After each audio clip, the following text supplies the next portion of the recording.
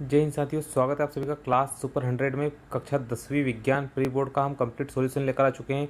तो दोस्तों चलिए शुरू करते हैं, गर्दा उड़ाते हैं। क्लास 10th साइंस का जय महाकाल आला आला धंसर आला गर्दा उड़ाने आ चुके हैं भाई। पूरा कंप्लीट विज्ञान का सॉल्यूशन मिलेगा आपको, यहाँ पर बने रहना। पूरा कंप्लीट सॉल्यूशन बताने वाला हूँ मैं आप सभी को। तो पहले क्वेश्चन का सही विकल्प में आपको आंसर लिख देना। पहला, हाइड्रोजन गैस एवं आयरन क्लोराइड का निर्माण करती है। क्या होगा यदि तनु हाइड्रोक्लोरिक अम्ल को लोह चूर्ण पर डाला जाए? धातु को पतले तारों में खींचे जा सकने की क्षमता क्या कहलाती है? तन्यता कहलाती है। दो तंत्रिका कोशिका के मध्य के खाली स्थान को कहते हैं तो सिनेप्स कहते हैं। घ वाले में निम्नलिखित में से अलैंगिक जनन मुकुलन द्वारा होता है? यीस्ट द्वारा। विद्युत धारा उत्पन्न करने की युक्ति को कहते हैं एमीटर। निम्नलिखित में से कौन आहार श्रृंखला का निर्माण करती है? घास, बकरी तथा मानव। विश्व में सबसे तेजी से कम होने वाला प्राकृतिक संसाधन वन है। आवर्त सारणी में आवर्तों की संख्या कितनी होती है? 7 होती है। ठीक है दोस्त, चलिए प्रश्न क्रमांक आपका, इसके बाद में हम देखते हैं रिक्त स्थानों की पूर्ति। तो पहले में आपको उदासीन भर देना। जल एक उदासीन ऑक्साइड धातु है, प्राय ऊष्मा विद्युत की सुचालक होती है। मादा और गर्भस्थ शिशु के बीच जैविक संबंध स्थापित करने वाला उत्तक संयोजी उत्तक। मानव के शरीर में अंडाणु का निर्माण गर्भाशय में होता है। पराग कोश में पराग कण पाए जाते हैं। आनुवंशिकी के जनक मेंडल है। किसी तार का प्रतिरोध उसकी लंबाई के 1/2 होता है। ठीक है, मस्तिष्क तथा मेरुरज्जु तंत्रिका तंत्र बनाते हैं। और सही जोड़ी आपको देख लेना है। यहाँ पर सही जोड़ी मैंने बता दी, आपको यहाँ से अच्छे से देख लेना है यहाँ पर सही जोड़ी को। और सही जोड़ी के बाद में एक शब्द या एक वाक्य में उत्तर आते हैं। तो पहले में आपको लिख देना पीएच मान 7 होता है। 2 या 2 से अधिक धातुओं के समांगी मिश्रण को हम कहते हैं विलय। हरे पौधे की पत्तियों में पाए जाने वाले वर्णक का नाम क्या है? क्लोरोफिल है। नर युग्मक और मादा युग्मक के शलयन को क्या कहते हैं? निषेचन कहते हैं। लिंग निर्धारण करने वाले गुणसूत्रों के नाम XY। लेंस की क्षमता का सूत्र लिखना है 1/f अपन = 1/v - 1/u। निकट दृष्टि दोष दूर करने में कौन सा लेंस उपयोग किया जाता है? अवतल। विद्युत प्रतिरोध का एसआई मात्रक ओम है आपका यहाँ पर। चलिए, ये आपका यहाँ पर क्वेश्चन नंबर 4 कंप्लीट हो जाता है। और उम्मीद करता हूँ आपको ये पसंद आए होंगे सारे। तो फ्रेंड्स, जो भी चैनल को नया है, चैनल को सब्सक्राइब करके घंटी को ऑल पर जरूर सेट कीजिए। आप हमारे चैनल को इसी प्रकार अपना प्यार देते रहिए, हम भी आपको अपना प्यार देते रहेंगे। सारे वीडियो के सॉल्यूशन ऐसे ही बनाते रहेंगे, वार्षिक में भी और प्री बोर्ड में भी। तो हमने वार्षिक परीक्षा के लिए भी आपके लिए कुछ विशेष तैयार करके रखा है। बहुत ही मॉडल पेपर खतरनाक वाले तैयार करके रखे हैं, उसमें से 80% बैठने की संभावना रहेगी। तो आप हमारे चैनल को जरूर सब्सक्राइब करके रखिए और घंटी को ऑल पर सेट करके रखिए। जैसे हम वीडियो बनाएंगे आपको नोटिफिकेशन मिल जाएगी। तो दोस्तों, चैनल को सब्सक्राइब करना बिल्कुल फ्री होता है आप सभी के लिए। चलिए क्वेश्चन नंबर 5वां हम देखते हैं। क्वेश्चन नंबर 5वां क्या कहता है? क्वेश्चन नंबर 5वां, आपको तेल एवं वसायुक्त पदार्थों में नाइट्रोजन से प्रभावित क्यों किए जाते हैं? इसका आंसर आपको 5वें में लिख देना है यहाँ पर। ठीक है दोस्तों, प्यारे छात्रों और छात्राओं, आप सभी को ये आंसर लिख देना है क्वेश्चन नंबर 5 का। अथवा देखिए यहाँ पर लिख दिया मैंने। क्वेश्चन नंबर 5 के बाद में हम चलते हैं क्वेश्चन नंबर 6 पर। क्वेश्चन नंबर 6 में क्या है आपका? क्वेश्चन नंबर 6 में आपको लिख देना है अलगम क्या होता है। ठीक है, अलगम क्या होता है? प्रश्न क्रमांक 6 का आंसर है आपका ये। यहाँ पर प्रश्न क्रमांक 6 का आंसर है ये। चलिए, प्रश्न क्रमांक 6 के बाद हम चलते हैं प्रश्न क्रमांक 7 पर। प्रश्न क्रमांक 7 क्या है आपका? प्रश्न क्रमांक 7 है न्यूलैंड का अष्टक नियम क्या है? प्रश्न क्रमांक 7 है आपका न्यूलैंड का अष्टक नियम क्या है? यहाँ पर लिख देना इसका आंसर। चलिए, प्रश्न 7 के बाद में हम चलते हैं प्रश्न क्रमांक 8 पर। प्रश्न क्रमांक 8 में आपको धमनी एवं शिरा में अंतर स्पष्ट करना है। 2 अंतर लिखना आपको, केवल 1 और 2, 3 भी लिख सकते हैं आप। ठीक है, प्रश्न क्रमांक 8 हो गया आपका। प्रश्न क्रमांक 9 है आपका कायिक प्रवर्धन क्या होता है? तो कायिक प्रवर्धन आपका क्या होता है? जब मनुष्य कृत्रिम रूप से पौधों के विभिन्न भागों रचनाओं से नवीन पौधे पैदा करता है तो इस प्रक्रिया को कायिक प्रवर्धन या कृत्रिम अलैंगिक जनन कहते हैं। यहाँ से तो आपको यहाँ तक लिखना है। ठीक है, चलिए ये हो गया प्रश्न क्रमांक 9 आपका। प्रश्न क्रमांक 9 के बाद में प्रश्न क्रमांक 10 है आपका ये वाला। चलिए, यहाँ पर प्रश्न क्रमांक 10 आपका है मेंडल के प्रभाविता के नियम को समझाइए। यहाँ से आपको आंसर लिखना है और यहाँ तक लिखना है। ठीक है, चलिए प्रश्न क्रमांक 10 मेंडल के प्रभाविता का नियम अथवा वाला है आपका ये। प्रश्न 11 आपका क्या है? परावर्तन के नियम लिखना आपको, परावर्तन के नियम। ठीक है दोस्तों, परावर्तन के नियम लिखना आपको, क्वेश्चन पर ध्यान नहीं देना है। यहाँ से आपको शुरू करना है प्रश्न क्रमांक 11। परावर्तन के नियम लिखना 1 और 2 आप लिख दीजिए यहाँ से। प्रश्न क्रमांक 11 हो गया। प्रश्न क्रमांक 12 पर चलते हैं। प्रश्न क्रमांक 12 है आपका ओम का नियम समझाइए।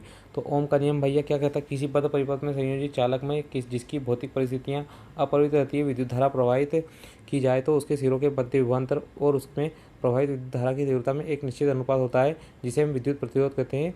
और यही अपना ओम का नियम होता है। ठीक है, तो प्रश्न 12 के बाद में हम चलते हैं प्रश्न क्रमांक 13 की ओर। प्रश्न क्रमांक 13 पर चलने से पहले जो भी फ्रेंड्स हमारे चैनल पर नया है, क्लास सुपरटेंडेंट को सब्सक्राइब करना है, घंटी को ऑल पर सेट करना है। अगर आपको मात्र 1 महीने में अंग्रेजी बोलना सीखना है चाहते हैं तो हमारे चैनल को जरूर सब्सक्राइब कीजिए। हम इस चैनल पर इंग्लिश स्पीकिंग पढ़ाते हैं, इंग्लिश स्पोकन पढ़ाते हैं। तो भाई सब्सक्राइब करने से आप हमारे चैनल के सदस्य बन जाते हैं। सब्सक्राइब करना बिल्कुल फ्री होता है। टेलीग्राम पर सर्च कर सकते हैं, क्लास सुपरटेंडेंट को ज्वाइन कर सकते हैं, PDF नोट्स।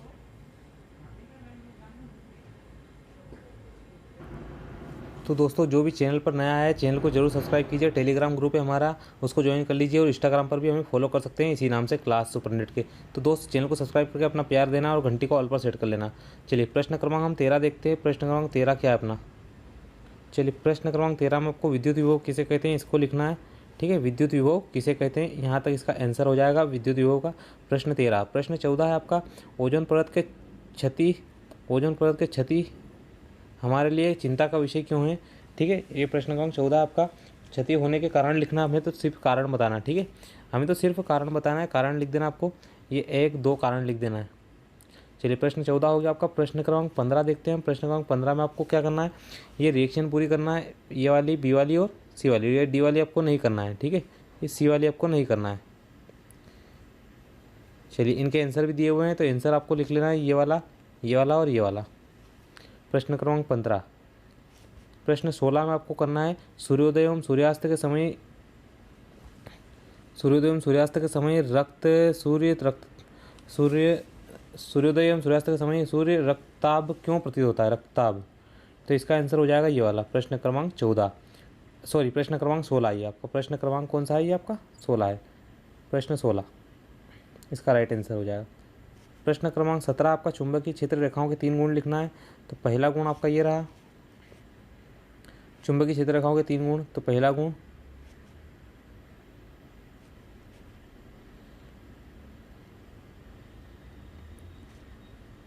चलिए जीवाश्म ईंधन, प्रश्न क्रमांक 17 का प्रश्न क्रमांक 18।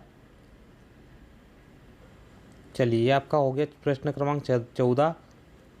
एक बार और देख लीजिए, प्रश्न क्रमांक 15 में आपको ये लिखना है और प्रश्न क्रमांक 16 में आपको सूर्योदय एवं सूर्यास्त के समय रक्तताप क्यों प्रतीत होता है, ये आपका प्रश्न क्रमांक 16 हो जाएगा। और प्रश्न क्रमांक 17 में चुंबकीय क्षेत्र रेखाओं के गुण लिखना है 3। और प्रश्न क्रमांक 18 में आपको लिखना है जीवाश्म ईंधन। जीवाश्म ईंधन क्या है? ठीक है, जीवाश्म ईंधन यहाँ से तो यहाँ तक लिखना आपको। और उसके बाद प्रश्न क्रमांक 18 बचा हुआ ये रहा आपका। प्रश्न क्रमांक 18 में जीवाश्म ईंधन से हानियाँ लिखनी है आपको, 1 2 3 4 हानि बता देनी है। प्रश्न क्रमांक 18 ये आपका कंप्लीट हो गया, प्रश्न क्रमांक 18। और प्रश्न क्रमांक 19 देखते हैं हम। प्रश्न क्रमांक 19 में आपको यहाँ से लिखना है विरंजक चूर्ण के रासायनिक एवं धावन सोडा के सूत्र एवं उनके दो उपयोग। तो विरंजक चूर्ण का सूत्र आपको ये रहा और विरंजक चूर्ण के उपयोग यहाँ ये इतना लिखना आपको। ठीक है, चलिए और बचा हुआ आपका प्रश्न क्रमांक 19 ये रहा, प्रश्न क्रमांक 19 धावन सोडा के उपयोग। प्रश्न 19 धावन सोडा के उपयोग यहाँ तक। ठीक है, चलिए प्रश्न 19 हो गया। फिर उसके बाद में प्रश्न 20 में आपको ये बनाना है, फाइनल आंसर आपका हो जाएगा एथेन और एथिन का। ठीक है, ये संरचना सूत्र है आपके और ये एथेन और एथिन है, 2 नहीं मिले हैं। तो उम्मीद करता हूँ आपको वीडियो पसंद आया होगा। वीडियो पसंद आए तो आपको चैनल को सब्सक्राइब कर देना है। प्रश्न 20 के बाद में प्रश्न क्रमांक 21 में आपको क्या करना है, पाचन तंत्र का चित्र बनाना है। ठीक है, मनुष्य के पाचन तंत्र का। प्रश्न क्रमांक 21 आपका ये क्या है, प्रश्न क्रमांक 21 मनुष्य के पाचन तंत्र का चित्र बनाना है आपको। इस प्रकार चित्र बना देना है और सारे पॉइंट के नाम अच्छे से लिख देना है। प्रश्न क्रमांक 21 हो गया। तो फ्रेंड्स जो भी चैनल पर नया आया है प्लीज़ चैनल को सब्सक्राइब कीजिए और घंटी को ऑल पर सेट कीजिए। मिलते हैं नेक्स्ट वीडियो में। जय हिंद, जय भारत। आप सभी इसी प्रकार अपना प्यार हमें देते रहिए, हम भी आपको इसी प्रकार प्यार देते रहेंगे। चैनल को सब्सक्राइब कर दीजिए, हम भी इसी प्रकार आपको सारे वीडियो प्रोवाइड करवाते रहेंगे, वीडियो बनाते रहेंगे आपके लिए। जय हिंद, जय भारत। मिलते हैं नेक्स्ट वीडियो में। सभी को हाथ जोड़कर रिक्वेस्ट है चैनल को जरूर सब्सक्राइब कर लेना।